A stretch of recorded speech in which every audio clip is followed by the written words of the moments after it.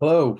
As President and Executive Director of the Fund for Peace, I'm delighted to welcome you today to the Human Rights and Business Roundtable event titled The Importance of Peacebuilding for Investment in Inclusive Development. The Human Rights and Business Roundtable is led by the Fund for Peace's director, Emily Sample, and started more than 25 years ago to address the challenges at the nexus of business operations and human rights. The Roundtable is the first forum that was designed for multinational businesses, governments, and mainstream human rights organizations to discuss issues of common concern in an atmosphere of mutual respect, trust, and confidentiality. The Human Rights and Business Roundtable continues to serve as an invaluable resource for corporations, NGOs, and governments to work together to promote human rights, good corporate practices, and sustainable development. I'd like to extend a special thank you to our members and particularly to Chevron for helping catalyze today's event. This roundtable will focus on the positive impacts from years of investment and sustainable development in Nigeria, explore lessons learned to support corporations and development actors to invest in peace building and development processes, and gather experiential evidence from panelists and the audience on methods and the impact of peace building on both investment and development. At over $450 billion, Nigeria's economy is the largest in Africa. And the engine of the economy is the Niger Delta region.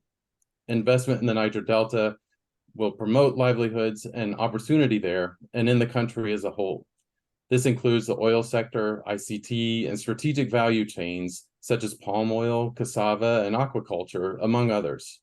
However, to maintain and promote a positive enabling environment for the long-term profitability of investment, a vital component is peace building. In situations of insecurity or potential conflict, strategic and coordinated peace-building efforts are key for de-risking investments and catalyzing broad-based sustainable development in the region. To that end, partnerships with business, civil society, investors, and multilateral organizations can create synergies for early warning, risk assessments, the integration of do-no-harm values, and conflict-sensitive business practices that will ultimately lead to a more peaceful and profitable business environment for both companies and communities. During the discussion, I encourage each of you to use the chat function to interact. And should you have questions for the speakers, please use the Q&A function to note which speaker the question is directed to and raise the questions for them. I'm so excited to hear the thoughts and reflections from our panelists as they wrestle with the potential for corporate actors to transform both the practice and the dynamics where they operate to generate improved returns on investment and a more stable operating environment. The Fund for Peace is an ongoing partnership with PEND in the Niger Delta, and I'm pleased that some of this discussion will be drawing examples from the region, which I believe will be applicable and replicable in other parts of the world. Our moderator today is Aline Farr. She serves as the Director for Strategy and Business Development at the Foundation for Partnership Initiatives in the Niger Delta. I've enjoyed the opportunity to work with her and learn from her as her passion for the topic of impact investment is contagious. The last year has seen her holding conversations and planting seeds with investors, corporations, governments, civil society organizations, researchers, and academics all around the world. I will now turn it over to Aline to frame the discussion and introduce our esteemed panel. Thank you. Thanks, Paul, for that introduction. Good afternoon, good morning, everyone. Everyone is logging in from around the world. We are happy to be here, and I'm excited to be on this panel with our esteemed experts. We've got Ambassador John Simon from Total Impact Capital, Heather Culp, Chevron Corporate Affairs, Tunji Do, Executive Director of PIN Foundation, and Tam Union from Bechtel.org. Thank you all for joining us. So I'm going to start off by opening up this session because we are having a conversation about two different subjects that don't usually tend to collide. We have had discussions about peace building, separate discussions about impact investment. So I'm going to start off just so that we have a background and understanding how these two are a non-negotiable when we're looking at sustainable development. So I'm going to start off with you, Heather, with a little bit of background of what exactly peace building is, as it pertains to the development world and its sustainability? Well, I'm not an expert in peace building, but I think what I'd add to that a little bit too is to talk about why companies see this as being important, right? So why would a corporation, which typically, I think people think of it as investing kind of philanthropically, really start to think about what does it mean to be an investor in peace? And how do you foster that through both the way that you build your economic development programs and the thoughtfulness that you put behind the way that you construct those programs. And so Chevron has been thinking about this actually ever since they were involved in the Angolan Partnership Initiative, which was a post-conflict program started in Angola immediately after that civil war. And we took a lot of the lessons from that and applied them to Nigeria. And so it was really thinking about how do you look at the root causes of peace? How do your economic development opportunities overlay against some of those root causes? And are there opportunities to bring in a multifaceted group of donors and practitioners to really address those? And I think if I would to say, if there's one thing I've learned about peace, it's the same thing you learn about trying to do economic development, is that no single organization can do it alone. And that it is really crucial for everyone to bring what they have to the table, because all of these conflicts, no matter where you are, whether it's the Niger Delta, whether it's Sudan, whether it's Bangladesh, conflicts are multifaceted. And you need to be able to understand that and bring that really multifaceted understanding to whatever kind of interventions you're going to build. And so I think as a company, seeing that and really understanding that the strength of the Angola Partnership Initiative was being able to build a multi-partner platform in which to kind of then say, okay, so what does peace mean in a place like the Niger Delta? What does economic development mean? How do you do one while supporting the other? And what are the partners that you need to bring in to make that? So I think it's been, a really interesting learning journey for us. We're still learning, I think, as we go. But to me, looking at peace and development, I think the one big learning for a company like Chevron, which really is trying to be, the company, our vision is to be the company most admired for our people, partnerships, and performance. It's that partnership piece, right? How do we use that partnership expertise to bring different people to the table to then say, okay, what does peace mean in a context like that? How do we get at that? Where are the partners and what they can bring to that? And then start to really, I think, co-create something really special. And so, yeah, that would be where my opening remarks.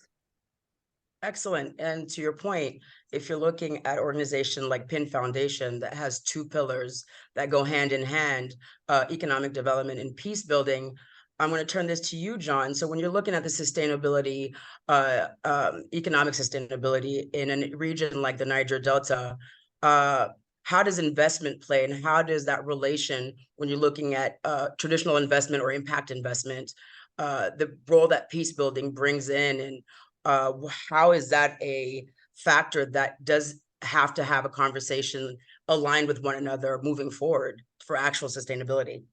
Yeah, well, thank you very much, Aline, and thanks a lot to have the opportunity to speak on this panel. When you think about peace building and investment, I mean, to sort of channel Omerta Sen, investment is not only one of the outcomes of peace, it's also one of the ways that you create peace. There's a reinforcing cycle there. If there is a question about whether an area or a region or a country is going to be prone to conflict, that's going to scare investment away. As we all know, capital is a coward. On the other hand, without investment, it's very tough to create the resources that allow people to think beyond their immediate needs and think about the future and think about how to resolve conflicts so that everyone can benefit from the growth that's possible when people work together. And so what we look for when we're in the impact investment community is investors who are willing to take the risk on areas where peace might be nascent or developing or still still in doubt, and make the investments that give people a sense of hope for the future. And in my mind, that hope for the future is one of the most important ingredients to both encouraging peace, but also giving investors confidence that their investments can ultimately pay off. Excellent. Thanks for that. So now that we have tied these two entities in the discussion, peace building and how it pertains to investments in regions like the Niger Delta, I want to open this discussion, and I want to start off with Tunji. Tunji, and we'll get back to John so we can piggyback on that. But my question to you, Tunji, is what sectors in the Niger Delta are the most promising from an investment perspective? Thanks, Ellen, and thanks to Heather and John for setting the tone very nicely. So the Niger Delta, that's like a quarter of Nigeria. If you're really going to be looking at that, first of all, you want to look at what sectors are contributing strongly to the Nigerian economy itself. I think the last full GDP report that came out covering Q4 last year showed how the non-oil sector continues to perform most strongly as a contributor to the GDP. And non-oil is beating the oil sector by far, and a lot of people probably haven't been paying that much attention.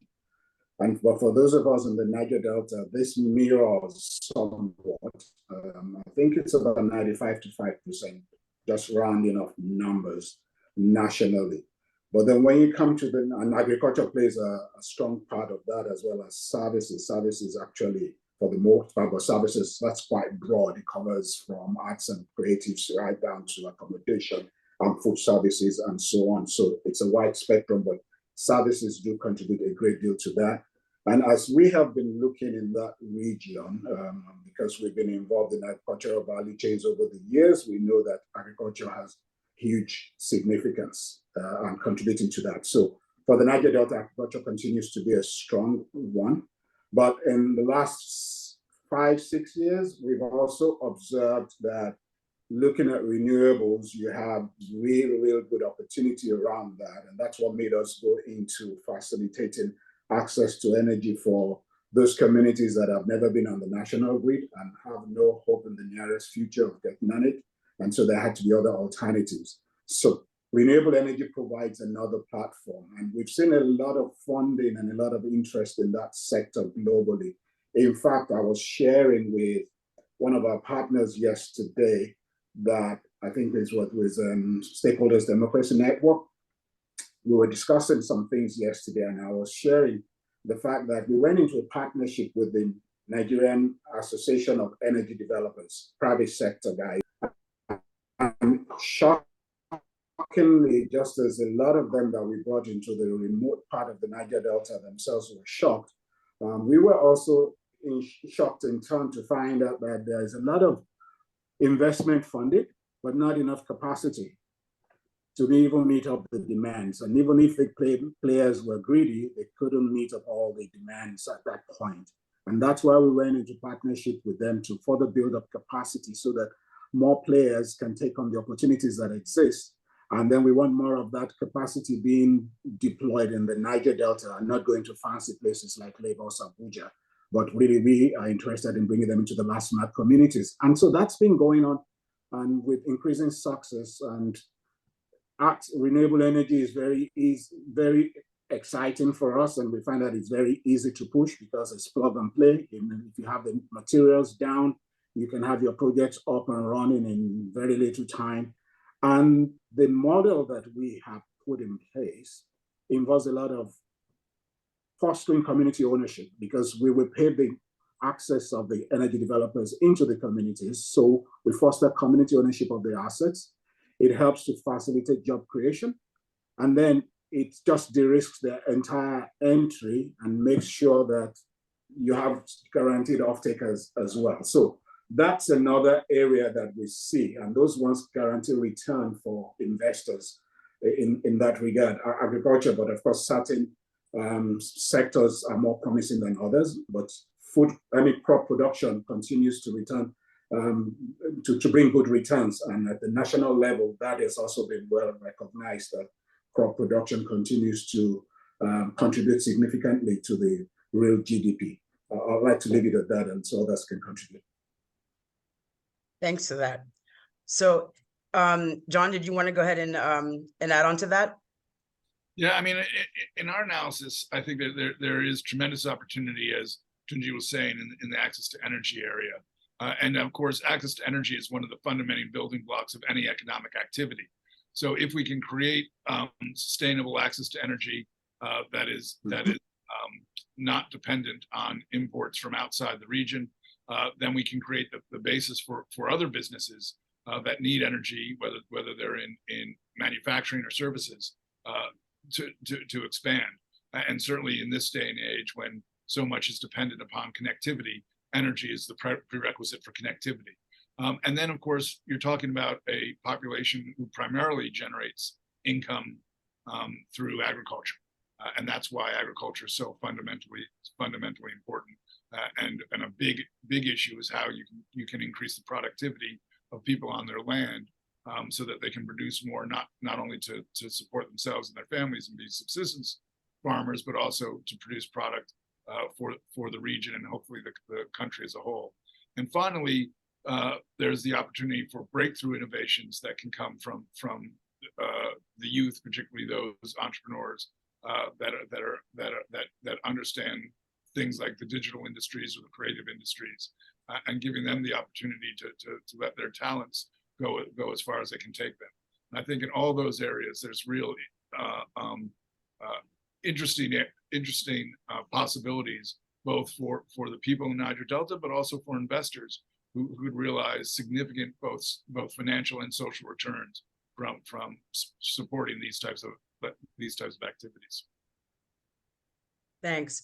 I'm going to ask Tam. Tam, you've worked and partnered in this area as well, as we're talking about energy and the investable parts of the Niger Delta and the sectors. What are your thoughts on the most promising investment opportunities in the Delta? Well, I think I agree with the group. Actually, it's a lot of it's going to be the power. Power is, access to electricity is key to unlocking so many things, not just livelihoods, but also all the social services. And I think this conversation is really good. And I think the team really, or my colleagues really framed this out nicely. I think we talked a lot about the what, which is important, right? You need power. But I think it's also the way, we think about going about it. It's different. And I know Tunji and Heather and John, they know this well, working in these complex environments, and I can speak quickly just from the perspective of an infrastructure delivery, and power is part of that infrastructure. We have to think of it. It's not just a physical asset. It's an asset that provides services. And I think that's the basis of what we're talking about, services to people. If you rethink that, and it's different, particularly in a peace building context, it's water, it's sanitation, it's power. It can be a positive agent, or it can be a disaster and be a source of long-term conflict in a place if you don't do it right. So really what we're talking about is shifting, really from the conventional, like, here's the asset, let's deliver it, to more of a human-centered systems thinking, which is a much more sustainable option, particularly in these places. For example, and why is this? A good example is obsolete assets, an obsolete energy cabin or mini grid. If it's in poor design and there's no operations and maintenance, you basically are stopping the asset from providing services. That's a source of grievance, and that can perpetuate conflict, over the long term. So what I'm trying to, I'll just wrap up here by saying, what we're really talking about is rethinking the asset, in its interaction with the fragility dimensions or the fragility attributes of where you're going to operate, not just when you install or when you build, but before you do it, during, and then after. It has to be all the way through.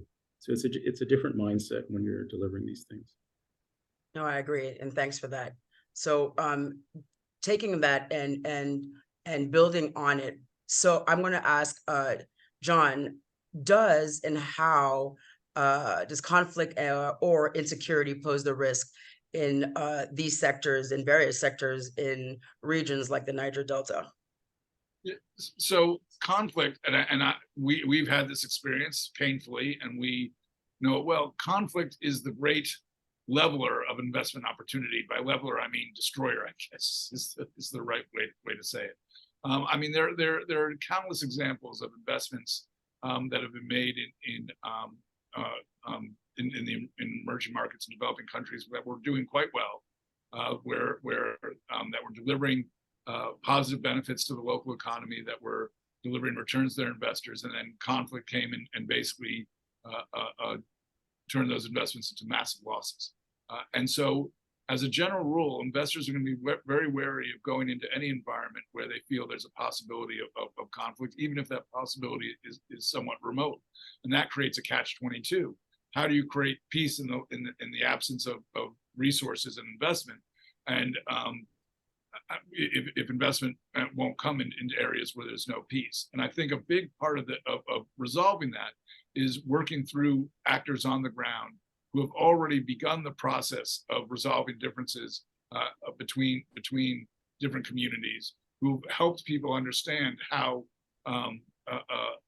working together leads to a much better outcome than pulling apart, and then working through those types of organizations to create models of investment that then can be capitalized and built on.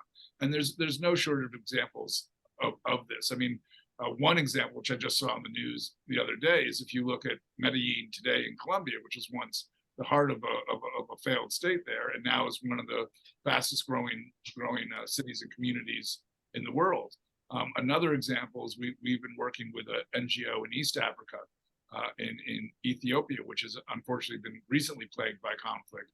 But they've been working in regions where there's been peace, and working with communities to help institute clean cooking and clean water projects that bring the communities together and help them realize the dividends of peace. And I guess what I would say is in conclusion, a big challenge when a peace building process starts is for people to realize tangible benefits from that peace. And if they don't realize those tangible benefits, invariably they'll go back to fighting.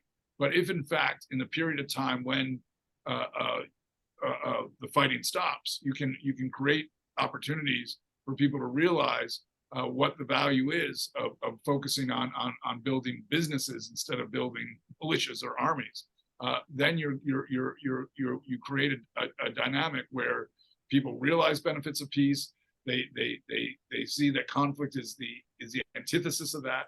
They put more of their effort and time into activities that'll build more peace, and you create a virtuous cycle where ultimately the idea of going back to conflicts becomes almost unthinkable, because all of the benefits that have been realized from working together. Excellent, thank you for that. So if I really into the Niger Delta, Nigeria recently had their presidential elections. When we're talking about conflict and insecurities and the risks that these bring to investment in the Delta, Tunji, how do you see this question pertaining directly into the Niger Delta today, post-election?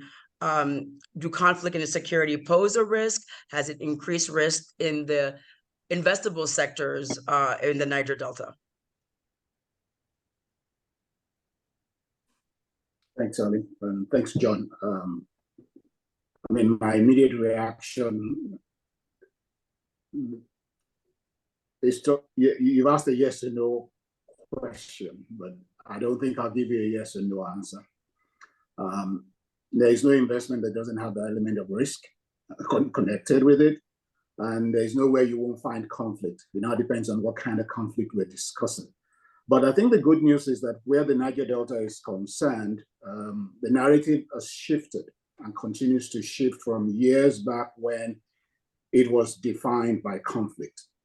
When you look at the areas of the 6 regions of Nigeria for over a year running now, the Niger Delta is probably the least conflict prone, or 5 out of 6, which means if you flip it around, it means either the most peaceful or second most peaceful. We can't claim credit, but we know that the contributions of folks like us and several other partners and several other actors have helped to make sure that we move the needle significantly. Also, by advocating and also bringing things to attention, and some of them also have reached the level where political solutions have had to come in. You've seen a lot more engagement of actors and stakeholders in the Niger Delta region that has led to that peace on the political scene. A number of things have actually helped, and PIN played a significant role in leading civil society in presenting the civil society focus during the 9th Assembly and the 10th one, that the 8th and 9th that eventually passed the Petroleum Industry Act. And the Petroleum Industry Act has turned out to be a game changer. The very passage of that bill has created a bit of expectation and provided people things to focus on and to shift away from conflict. You're not going to have resources at unprecedented levels flowing into the region. And a lot of capacity building is going on, a lot of establishment of trusts, community trusts that are going to be managing those things. That's going on. And it's got a lot of people really engaged and to know. And PIN is also playing a central part there. Together with Ford Foundation, we've got a project going on that's pulling multiple stakeholders together from the government side, from the private sector, and from civil society, with the communities constituting more than 50% of the representation on that multi-stakeholder platform. Also, the awarding of a pipeline surveillance, not just one. Most people talk about one in particular, but I think there are actually about 2 or 3 of them. It's just that one particular stakeholder is the one in the public view more than the other 2.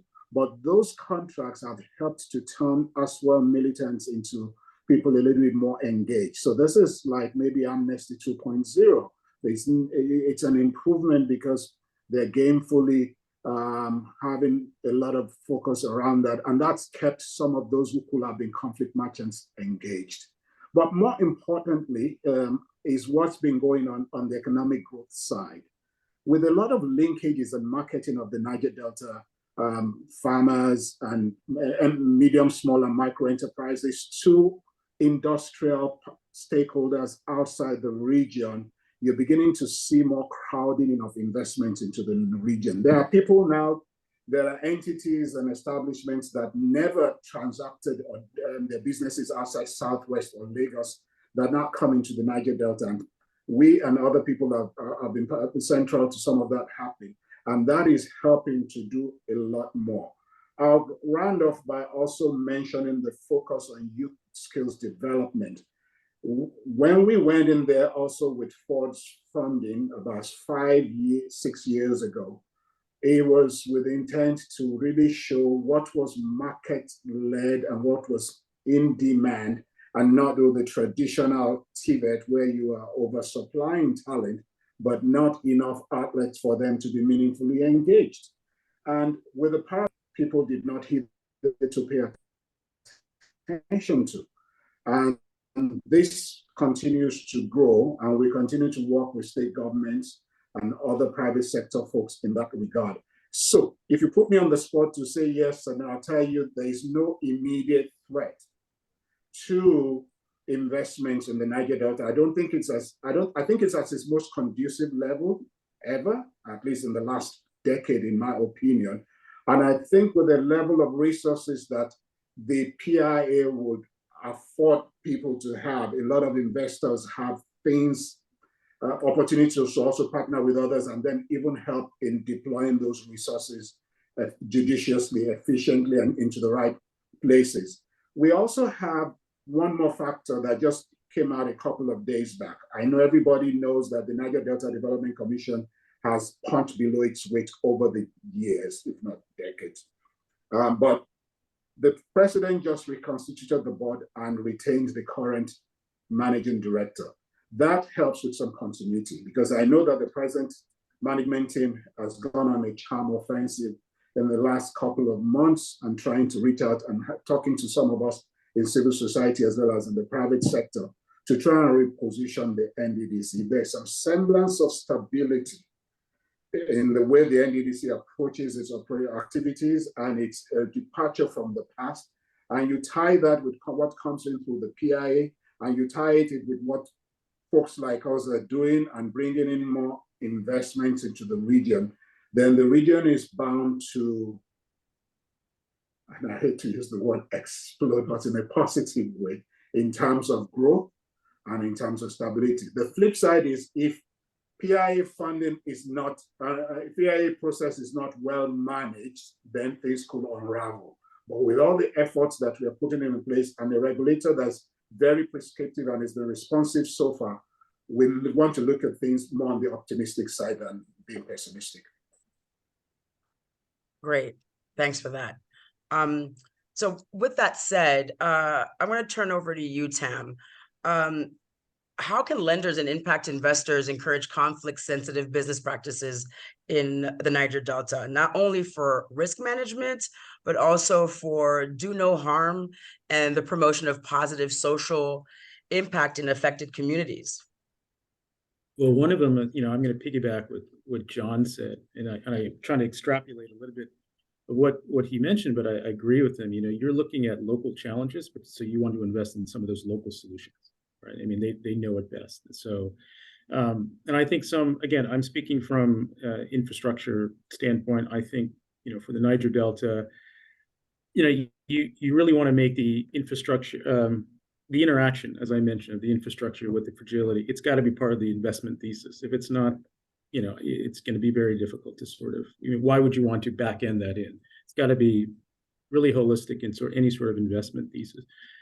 You know, some practical things you want to do that due diligence on, you know, the companies and their infrastructure project. Do they incorporate these principles you know, that I was talking about earlier? Are they do they correlate risk with safety and cost and schedule? The nuts and bolts of these investments.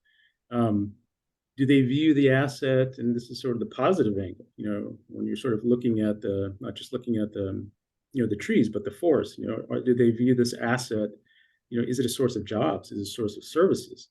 And again, I think with what John and Heather mentioned too, you know, is there a piece of inclusion in this? Inclusion meaning inclusion lens, meaning, you know, that it's the access, the governance of the access is open to everyone. And also there's a durable, you know, the really boring stuff. Is there a durable operations and maintenance? Because if you don't put the stuff in, all that impact that we're talking about, it's completely at risk. So why do it in the first place? Last two things, you know, make these conditional and integral into, you know, planning, design, and delivery. And again, building on what John said, recommend, you know, working with third parties like a PIN, you know, to support these companies. You know, it could be a local NGO, a social enterprise, but a local organization that understands, you know, and working on local solutions. Great. John, did you want to piggyback on that? Yeah, there were 3 points I want to make, piggyback on both Tam and Tunji. I think Tam points out a lot of the critical skill sets that are needed for investments to work well. I mean, O&M is sort of fundamental to any infrastructure investment, but it's not something that people know automatically. And so finding ways to bring that technical expertise into these environments, I think is critical to creating successful investment. And obviously doing those through organizations that are on the ground is a big part of doing it well. I think Tunji, you know, you asked Tunji, you know, should we think of the Niger Delta as a place that is where the risks are too high for investment or not? And he says, no, they're not, because he knows the area, he knows the environment, and he knows the situation. I think the dynamic that we're seeing is where investors who want to be part of the solution partner with organizations on the ground and basically allow them to put their money where their mouth is, to be able to say, look, you know, from far away, I don't know how to invest in a region like the Niger Delta, but in partnership with an organization that knows the situation, knows how to marry investment with peace building to sort of keep the security, and knows what sectors are going to have the most impact for the people on the ground and realize that peace dividend, that type of investment can make a difference. So I think it's vitally important to bring the technical expertise, the local know-how, and the capital together in sort of one triangle. And I would give one example. I did follow the Q&A in the chat, and someone asked for a concrete example where these types of activities set the groundwork for a peace dividend. And when I was at what's now called the U.S. Development Finance Corporation, used to be called the Overseas Private Investment Corporation, we made a number of investments in post-conflict Liberia. And among them was something called the Liberian Enterprise Development Finance Corporation. And what that did is it provided capital to small enterprises to basically provide basic services in an area where basic services had basically been driven away by conflict.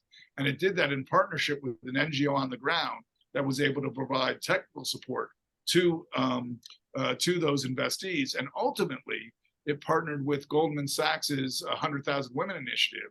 Goldman Sachs wound up training women entrepreneurs through the local schools in Liberia.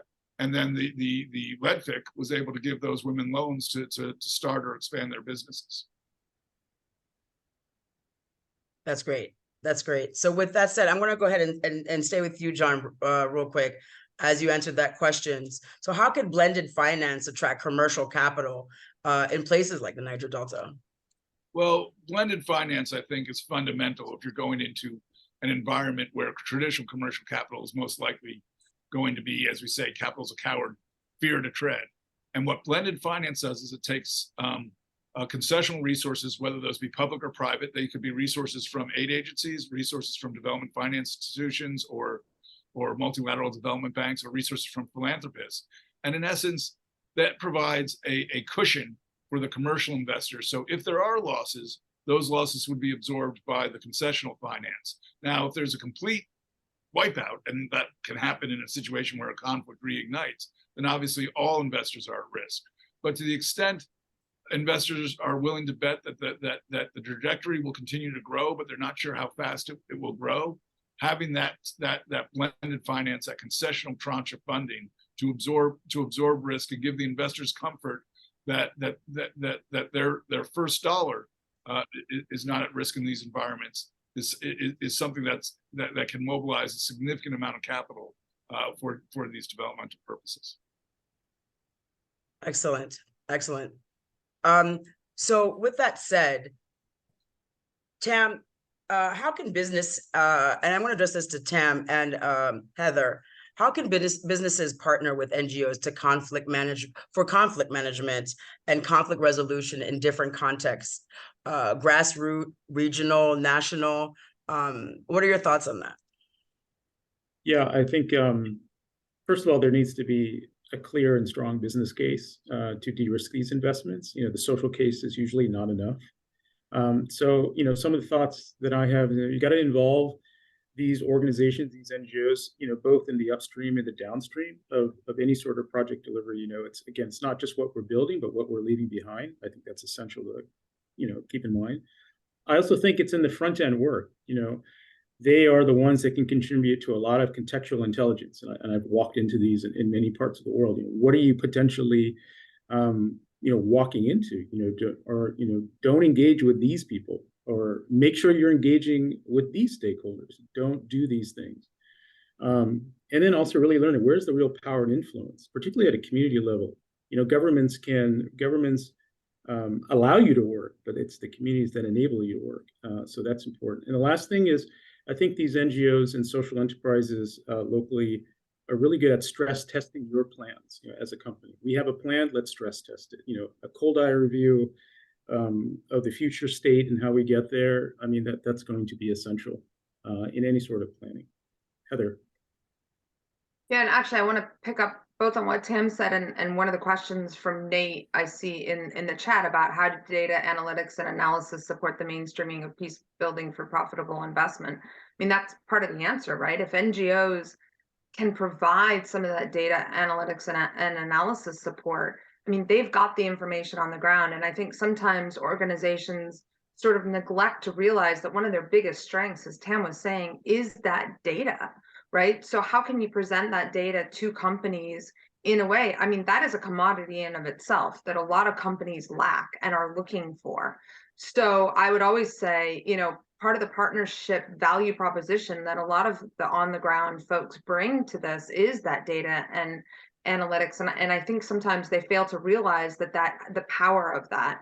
And so to me, I think to answer Nate's question and yours, Aline, it really is also investing in what you have on the ground, which is information. How do you put that to a way? How do you look at that analysis? How do you utilize that for the benefit of the case that you're making to the companies, and recognize that sometimes even that data in of itself is a commodity that a company would be willing to pay for. We have long really utilized a lot of the data that's come out of the pinned Peacebuilding project in Chevron, right? That's been really a key indicator for us in where are the conflicts, where are the hot zones, what do we need to do? That's been a really important part of our partnership as a company. That data is really important. And I think moving into, as we all are, into this grand new world of AI and data analytics being more and more important, I would just say that's a power. And so thinking about how to harness that as part of your value proposition is really important. Thanks, Heather. And yeah, and then as we're looking at nonprofits and the assets that they are in this area in bringing the data and being a partner for the private sector, and being able to mitigate where things are, where the conflicts are. I want to turn to you, Tunji. As we look at conflict management and peace building, what are the mechanisms that exist that could be leveraged and amplified to de-risk these sectors?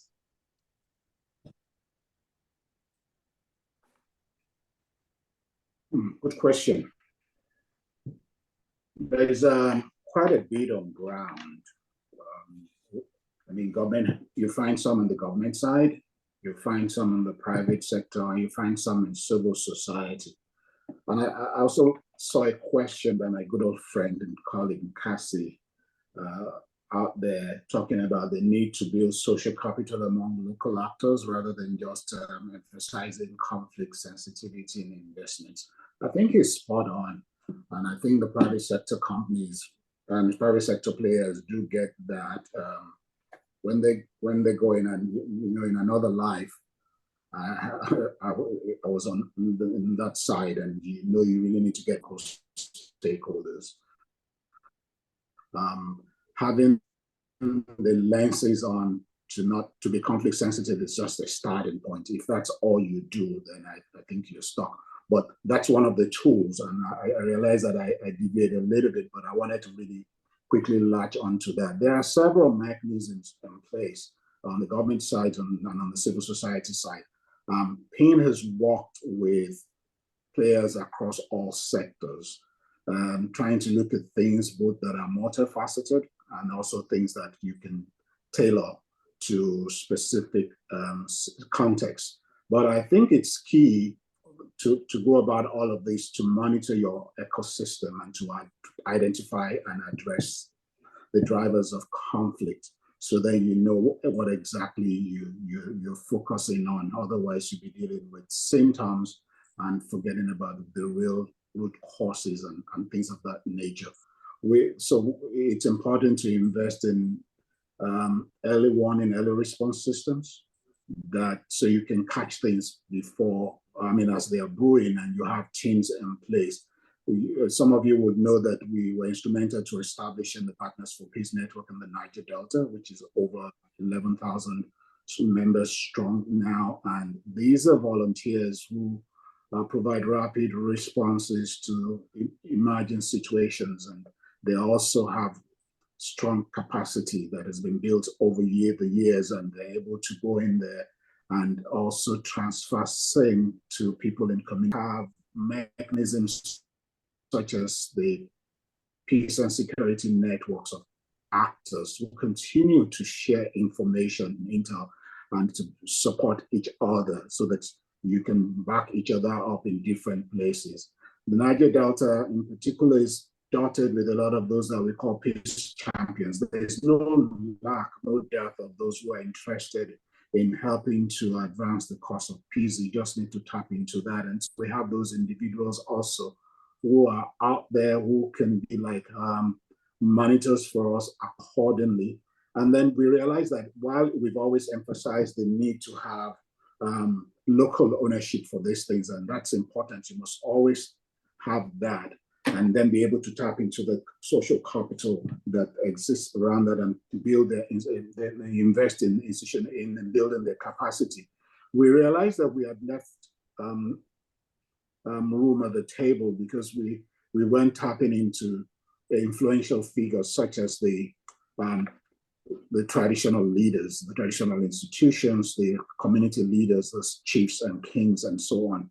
And so that's one other piece of the puzzle that's been put in. You'd got to have mechanisms at local levels, at state levels, and then at regional levels. And so that you can continue to have things in place that can catch different things. And people are going to be gifted in different ways as well to tackle some of the things that are communal based, and some of the things are better suited for crime and law enforcement agencies, but you're going to be helping to draw their attention to those and to see trends and things of that nature. And so back to what I was saying about the kings and the other community leaders, you created a council for them to exert their influence, because government does listen to them. And then there's institution of the totem pole, but you also want another layer. And just to build on that also, we've been doing work over the last 1 year, coming up with a regional peace framework backed by a mandate that was given at the presidential level to the Ministry of Niger Delta Affairs. And so we're partnering with them along with other partners that are at this roundtable today, other civil society organizations, and I'm working also with the various state governments there, so that you continue to have interventions that will help, and then you have a strategy from a more proactive stance than to be reacting to things. And part of this, what these guys are doing also is to begin to make more of this known even to private entities, so that that can foster and encourage them to have more investments there. So you think if they're going to begin to look at siting projects, what kind of conflict analysis are you going to, risk analysis are you going to help them do to understand what it means to go in? Because as John was saying earlier on, some people go in and still do the direct implementation approach in development, and sometimes they do not realize how they are upsetting some of the dynamics in the region if they don't understand some of those things. And there are other guys who have come to us and said, look, we've set up farms, but there's a lot of theft of produce and things of that nature. And when you look into things, you realize it's not just pure criminality, but there are other dynamics involved. And so without them being aware of some of those and going into the needed partnerships, they're going to continue to have an unending cycle in that regard. I mentioned the renewable project earlier on. One of the things that's helped that is that as we bring in the developers, we know the communities, and the convening power that we have ensures that the assets are secure in those states. A couple of jobs for operation and maintenance, you are helping to create some of those. And you're also lowering the operating costs of the developers, because they don't need to deploy people from afar when they can have people on site and things of that nature. So these are some of those mechanisms in place that can help with peace building in place, and that have been helping from our own experience. Excellent. Thanks, Tunji. So if we over to you, pull back out, Aline. huh? Can you hear me? Okay, great. Thanks. I was saying thanks for that, Tunji. I'm sorry. It's okay. Okay. So if we pull back out and look at the larger ecosystem and partnership, John, how can development banks partner with government to support good governance and accountability when we are looking at investments around this subject? So I think there are three issues that question brings up, and vitally important. First off, good governance and transparency are key to investments that are going to promote peace and stability. I think there is a question in the chat about examples where investment did not promote peace and stability, and invariably there are two things that are happening when that happens. One is investment that's aligned with some of the warring parties, and we've seen that, for instance. I would argue that the peace building efforts in Sierra Leone and Liberia over the past several years that have promoted quite a bit of investment have been very positive. But prior to that, you saw things like a company like GSG getting concessions for mines based on their activities in the conflict, and that only creates, feeds into the cycle of conflict. And certainly, I'd be very concerned about the activities of the Wagner Group in Africa today, feeding into the cycle of conflict by basically aligning with the various warring parties. So, one element of of investment that is not aligned with peace building is when it aligns with the warring parties. The other element is when it's not transparent, and when people don't know who benefits and who doesn't from that investment. And I do think the banks can play a very important role in promoting that transparency. One example, which unfortunately was not fully implemented, was the pipeline in Chad and Cameroon, it's now, I think, 20 years old. And the idea was that the bank would put some of the profits of that pipeline into a trust, and that trust would be for development, and that would give everyone confidence in the investment in the pipeline and support for the pipeline. Unfortunately, at one point, one of the governments decided that they'd rather have the money themselves and not have it go into the trust, and it undermined that effort. And I think we can see to some extent the results of that in that region. So where, the banks can play a very important role in establishing these mechanisms for transparency and peace, but they can only do that if the local governments and local actors support them. Where people pull the rug out from those types of efforts, I think you undermine that.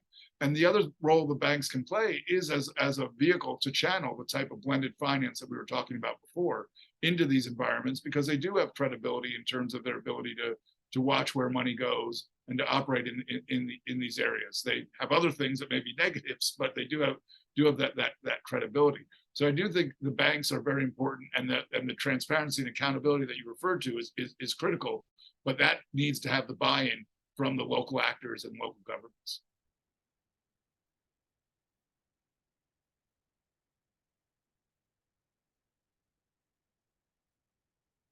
Ooh, you're muted now, Eileen. I think it's the delay. Can you hear me? Excellent. So I'm going to go for a question from Pauline Baker.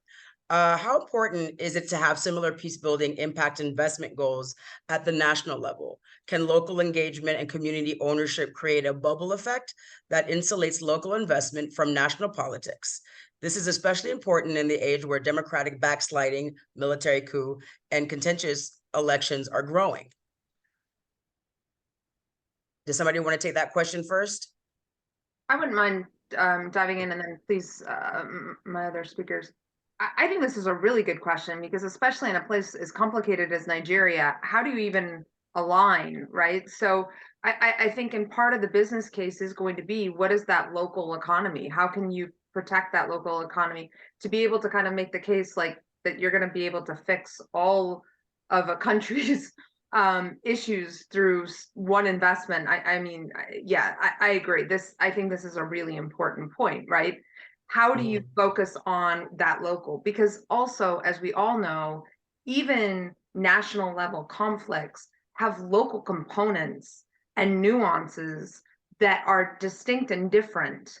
And that if you're really going to drive at the root cause of peace, you have to understand what is local, right? So I think being able to focus really, I mean, I think this was one of the strengths of PIN, was being able to kind of carve out and say, look, we can't fix everything in Nigeria. That's impossible. We can't even fix all of the Niger Delta. Where are the places that we have on the ground resources, we have on the ground expertise, that we know that we can start to think about how do we pilot an investment project with conflict sensitive investment? How do we then start to build some of our peace building capabilities in the same area? How do the two things go hand in hand? I'm a big fan of the local. I have to say, after years and years of looking at kind of failed, I think, national strategies for development, concentrating and using investment dollars to create local impacts. Obviously, you have to be conscious of the larger context, but focusing on that, that's where you've got to start, right? That's where you're going to make impact. And then you can start to talk about, is that scalable? Can you build on that? But you're not going to know that unless you can really prove And so I have to say, I think this is where I like taking, I think the development world could take a better page out of the investment world, as impact investors have really started focusing on, okay, what are the pilot projects we can invest in? What are the smaller things that we can invest on? How do we make those then scalable? I think this is a good lesson for the development world writ large that I know a lot of people are looking at, is how do you take those local contexts? How do you build that local, maybe bringing in examples from other places, but really allowing that specificity and that nuance of the local to determine what that investment looks like, what that intervention looks like, and then build from there.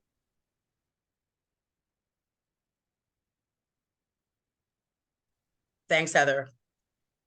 John, did you have your hand up, or did you want to add something to that?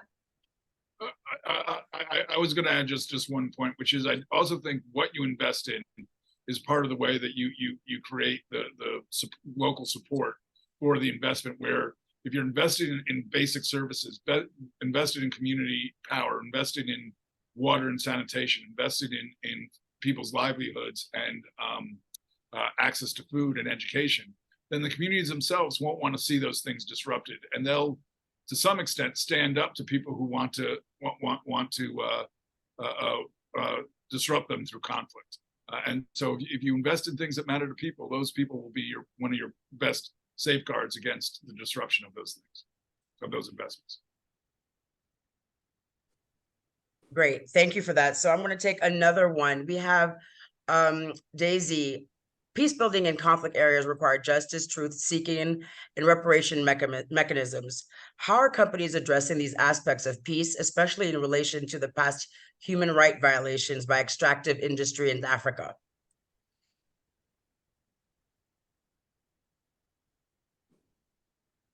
Don't all jump at the same time.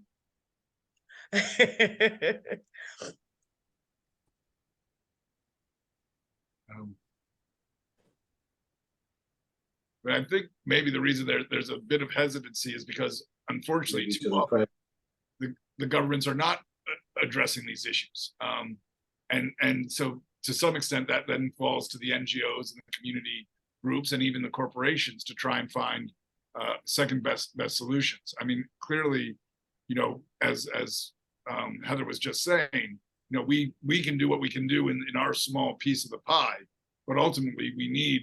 And if you look at example, when South Africa sort of addressed these issues writ large, that opened up the door to a tremendous amount of growth and investment in South Africa.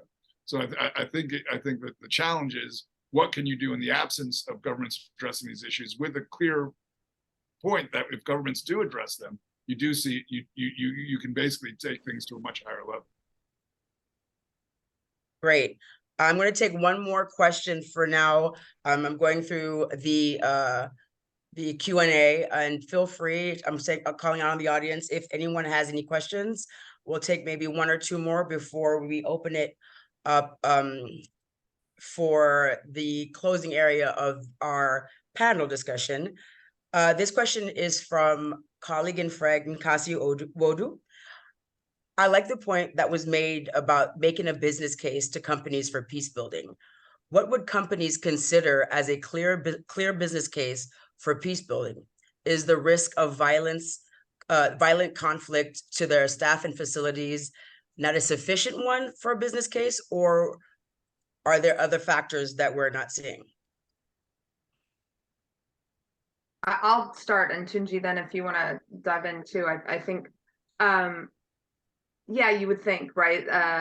But I think the sad truth is that a lot of companies over the years have developed security.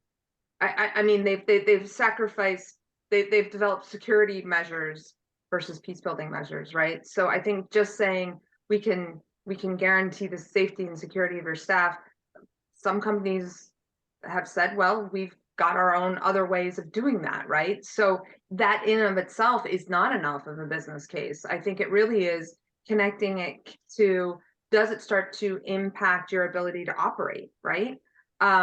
Does it impact your ability to grow your business? Does it start to, is it is it really starting to, is the conflict starting to erode the reputation among your key stakeholders? I mean, these are the things that I think are really drivers of a lot of companies' business.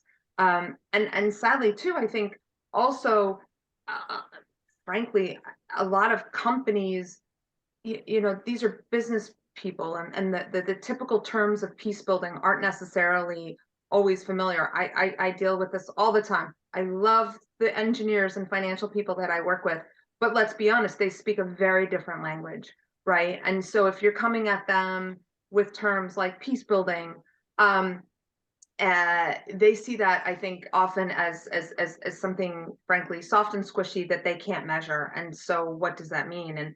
And so I think I go back to that earlier question that Nate asked about data.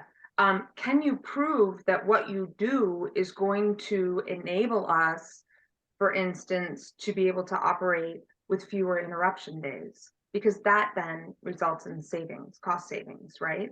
How does an investment either produce more money or save us money as we are moving our operations along? So I think, you know, this is where I say, starting to think about how you use that data and analysis to talk a language that really is a business case. And I think increasingly this is the same thing for impact investors, right? I think, Aline, you've been seeing this yourselves. We've been having this conversation. How do you move from the language of development and peace building to the language of business? Where's that sweet spot? How do you make a true business case? Because sadly, it isn't always just enough to say, look, if you've got less conflict, you know, you have less risk. Well, what does that mean? What does that mean to my bottom line? What kind of risk? And how does that investment mean that it's better than if I just employ more security guards or build bigger fences? And so I think, Tunji, I'd be interested in your thoughts, because I know specifically some of the work you did before PIN too, with working with the, you know, the memorandums of understanding with Chevron. I mean, I think that's another good example of a business case. Thanks, Heather. And I think your comments are spot on, but I wasn't sure what angle Nkasi was coming from. So I was going to look at it two ways. Are you talking about a fresh business making its new entry, or are you talking about existing business then being convinced about the case? I think Heather's tackled the latter very well. But if you look at people who have that opportunity cost of putting the money in Nigeria and putting the money somewhere else, then they're going to look at the two and say, hey, this is a given, but do I have to go the extra mile? But what does it mean? Companies like to think of sustainability just as we do in the development world. So they want to be sure we're here in the long term. We have guarantee of our assets, guarantee of sustainable operations, because some of those investments are pretty extensive, pretty huge, and they want to have that in mind. And Heather talked about reputation. People don't want to go in there. Yes, they can provide security for their staff, but in the course of that, because those are not private military forces, these are government forces, companies are nervous, they don't have control. So they've influenced the rules of engagement over the years, voluntary principles, and done a whole lot. But they know that you can always have one loose cannon who's going to do something contrary.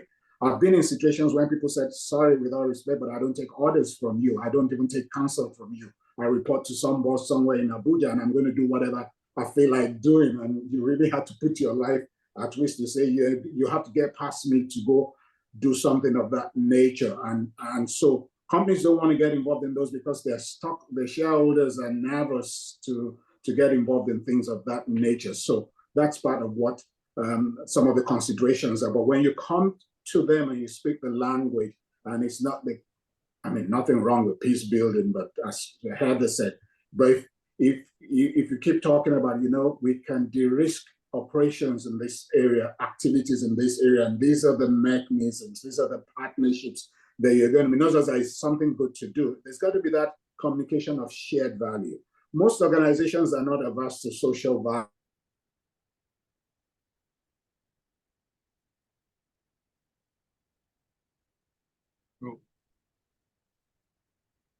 I think we're losing.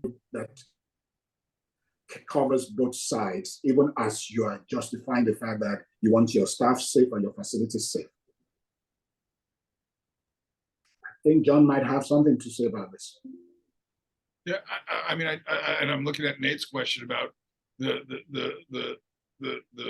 way insurers and other financial players will look at a situation and whether a company is doing what it needs. I mean, just like if your fire insurance wants to know that you have fire alarms and extinguishers in the building, I think more and more capital providers and insurance providers are going to want to know that you don't just build high walls and hire a lot of security guards, because there's, the walls at some point can't be high enough to keep out what's happening on the other side. But that you're taking steps that are necessary to improve the environment in which you're operating. Now, I do think that there are two sides to this. I mean, there is the pure financial case, and I think that can be strong in certain instances, but there is a moral case, which I think will have a financial bite, which is, when situations fall apart, those people who are stakeholders in those areas, and this gets what Tunji said about stakeholder capitalism, they're going to have to answer the question: what did you do? What did you do to try and avoid this problem? What did you do to try and make the situation better? And if the answer is, well, actually, what we did probably made the situation worse, there's going to be an accounting for that, and whether that's a financial accounting or a moral accounting, that's something that I think every business person who operates internationally has to be thinking about. And so there's absolutely very real time, immediate costs that from failing to take into account steps that are required to build a more peaceful environment. But there is that longer term cost, and I would encourage any business person to think hard about how they answer that question. If an area in their operating goes badly, and they weren't doing all they could to try and make make a positive impact in that area. Thanks, John. I think that Nate had another question. And from your personal experience, can you relay a concrete example or anecdote on how peacebuilding created a peace dividend for investment? Yeah, I mean, that was the example I gave of the Liberian Enterprise Development Finance Corporation. And so, that's one concrete example. I think that there are many others. And I guess I think it's the same question. I read it as where investment has had a positive impact on peace building. Did I read the question wrong?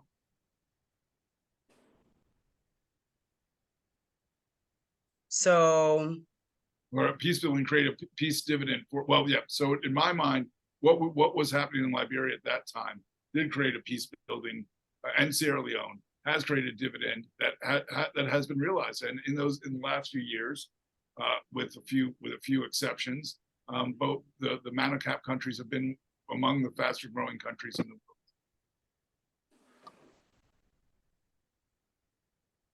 excellent, great. Did somebody else raise their hand first? I have one my screen is frozen. Hold on a second. We can hear you. No, but my screen is frozen on the questions that are coming up. Here we go. Okay. Ezekiel has a question for Tam. Tam talked about the need of infrastructure in the Niger Delta for impact investment. Could you reiterate this, especially from the supply side? Can you clarify? I'm not clear on the question. I mean, you're talking about what is, for example, Bechtel's, how they would look at this? That's what it seemed like. So from your perspective and how Bechtel would approach this from an infrastructure perspective, what this looks like and I believe that Ezekiel is referring from a supply chain side. Oh, yeah, that's a very good question. Yes, absolutely. If there's a very weak and fragmented supply chain for steel or any sort of key equipment or supplies that would be required for, let's say, a civil infrastructure project, that would be a risk, but in many, but then you would look at the opportunity to invest in that supply chain. We developed supply chain development programs to sort of build them up to a standard, and standard is another issue. You could have a supply chain that doesn't meet very strict standards. How big is that lift to get them up to that standard? And many companies like a Bechtel would have specific standards because they do emphasize quality in the infrastructure they deliver. So I guess it would be, it would be a view of all, you're weighing all sorts of risk to the opportunity. It's a very nebulous answer because there's so many factors involved. But supply chain risk is a huge one. And then we would make a calculated risk, like, is there enough there? Is there some baseline there that we can build them up to a certain standard, which we've done, right? We work with Chevron and Angola. We've worked with other companies to help them get them up to a certain standard when there's nothing that exists in the first place. And I think John had the point, earlier too. We have to do it with government. We can't do this alone. Government's got to be involved in this as well. They may have a very strict local content program where they say 90% has to be local. Okay, how do we get them to that 90%? Will they meet the standards to de-risk this investment and actually allow the delivery of the asset to happen? Great, thanks, Tam, for that question. I have one more and potentially one after that. Despite arguments that investment should be conducted in a conflict-sensitive way, there is hardly any empirical studies that show that conflict-sensitive business practices promote peace. Rather, what has been proven empirically is that investment leverages their resources to engage in peace. I took that earlier in my response to, I think, my second question. That's in Kasi. Yeah. Okay, great. So I think that those are the. Go ahead. There's one secretariat you may have missed. That's what I'm looking at. I think there's one more. So John's right. So this is to John. John references to the Wagner Group was timely as we see its growing footprint in many countries. This trend is likely to remain until such time that weak governance structures contribute to security vacuums in investments-ready locations. Public and private security forces are often resorted to address this, but we too often see the contributing of human rights and other abuses in these contents. Investors must therefore come with appropriate due diligence before committing to projects. How can corporate actors improve their track record here? Yeah, so I think we're at a very sensitive time for Africa and like the world. I wouldn't say this is just confined to Africa. I was the U.S. ambassador to the African Union. The African Union took a very hard line against countries where there were coup d'etat. Those countries were automatically suspended from the African Union. And as a result, after decades of regular coup d'etat across Africa, the period from when the African Union was established in 2002, were basically most of the 20 years following, they were very rare.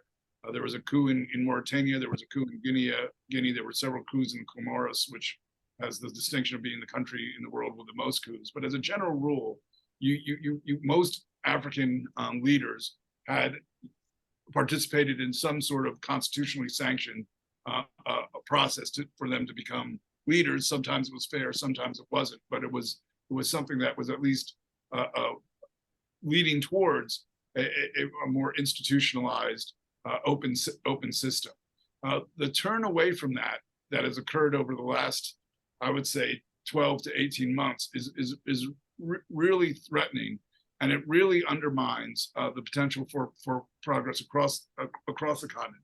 Because obviously, when someone takes power unconstitutionally, they're doing it often just because they want to take as many of the resources of the country for their own personal benefit as they can, and they're looking for allies to do that. And on the flip side, the people who are seeing that happen, they say, well, if I can then take power, I'll get those resources as well. And you have you have an instigation of conflict of folks who are fighting over the resources. I think the only way that you can stop this is for not just the AU, not just the regional economic communities like ECOWAS, which I think has taken a very strong stand, except for the members who happen to be themselves led by coup leaders, but the international community as a whole to take a very strong stand against any unconstitutional usurpation of power, even in a situation like Gabon, where, you know, I have no doubt that the election there was not free and fair, but there are constitutional ways to sort of address that. And if you go through an unconstitutional way, you create, again, a mechanism, especially in an oil-rich country like Gabon, for a tremendous amount of back and forth as everyone tries to get their hands on the resources. So the international community, from the UN down to the regional economic communities, have to take the very strong stand that the AU has taken, that we will not accept in our membership folks who've taken power unconstitutionally, that we're going to create mechanisms to unwind those situations, and that we're not going to let folks who use that power to allocate to themselves the resources of the people to enjoy those resources, that they'll face serious sanctions and serious problems trying to find that. And of course, that the players who encourage and engage in this activity, the Wagners of the world, that they're put under a very, very strong microscope and very strong international constraints. But this is not a small issue. This is a massive issue, and the world as a whole has to come together to address it, or we're going to see a whole nother cycle of these things for several years to come. Thanks, John. So we are almost at the end of our panel discussion, and I want to thank everybody, especially our panelists, for their insights and the discussion, the questions that we've had from our attendees. So I want to thank everybody for that. And in closing, before I let our panelists chime in on their final thoughts and or call to action, if you're looking, in closing, if you look at the national business risk briefs in Nigeria and in other conflict stricken areas in around the conversation that we're holding, the national business briefs usually are targeting investors, companies, and insurance underwriters.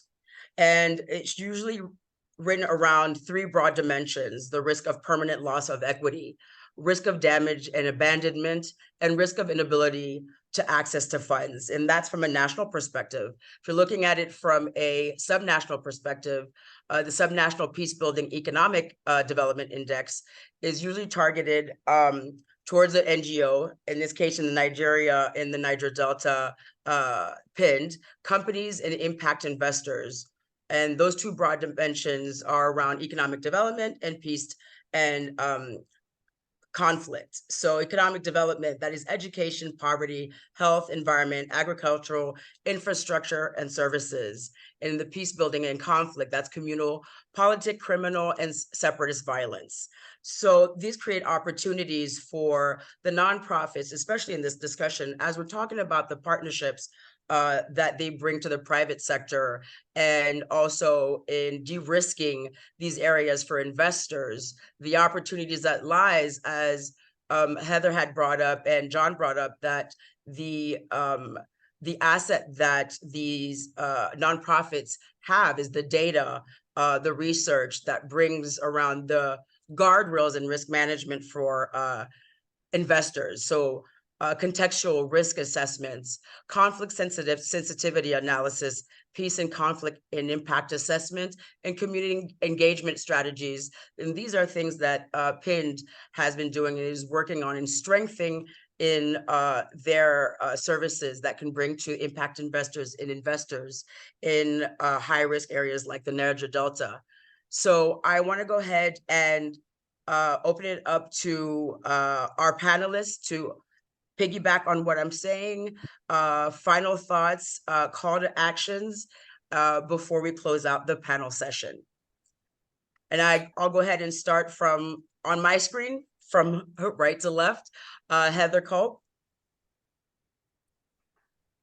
I would just say thank you. This has been a really interesting conversation. And I think what's really invigorating to me listening to my panelists is just, I think how far this space has come in a relatively short period of time. I mean, it wasn't that long ago, right, that you talked about peace building only in the context of sort of a philanthropic lens, and now to talk about it as really part of an investment opportunity, I think is really exciting. And so I think for all of you who got the chance to listen to my esteemed colleagues on the panel, I think we should come away thinking, feeling very good about that. We still have a long way to go, but the fact that we are now really able to start to think about what is the business case for peace building, how do we de-risk, how do we use that language in a way that makes business sense? I'm very heartened to hear that. So thank you for letting me participate.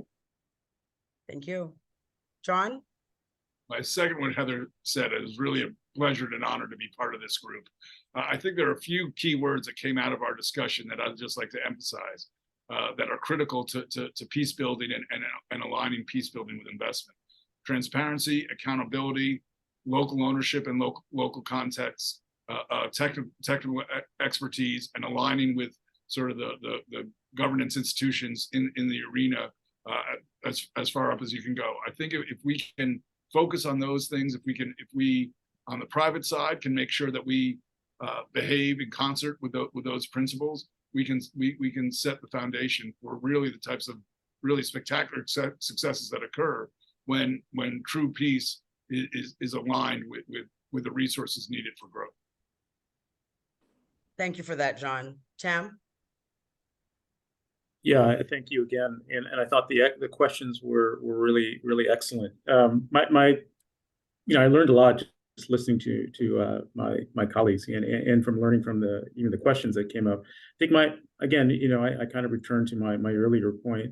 If I was an investor, and I would look at, the kind of companies portfolio companies or companies I would want to invest in and see, do they have, are they, is the business, is it, how is it is it conscious, correlating, thinking through, how it's going to interact and interface or have impact on fragility attributes, not just in the beginning, but all the way through. And to see, do they have those means and methods to identify that risk and actually mitigate it? I think that's a good start for any investor. And I think it's not just the investor and the company, but they have to work together. It's not just one giving money to the other. It's a collaboration between the investor, the investee, and the partners. Thanks, Tam. And last but not least, Tunji, being executive director of PIND and being at the forefront of this conversation on it every day, your final thoughts and call to action. Thank you. I just want to thank all the other panelists, especially for these closing comments. Just sitting here listening to you all, it's gratifying. One thing I like to say is that for that potential investor, let them note that to mobilize increased investment into a region like the Niger Delta, it's going to call for some of what we've discussed today, new perspectives around how you want to describe impact, what you're looking for, and how you want to approach it. And I like the point that's been made about partnership with those on the ground. And then build on that and say that, look, we have been on the ground for over a decade, and together with those with the same mission as us, we have contributed significantly to de-risking the region through those various mechanisms that I mentioned earlier on. And so the region is open for business, as I like to say. It's at the best point than ever before. And when you do come in, it's an investment in peace and stability in the region, as well as the investment in those financial or returns that you may be looking for.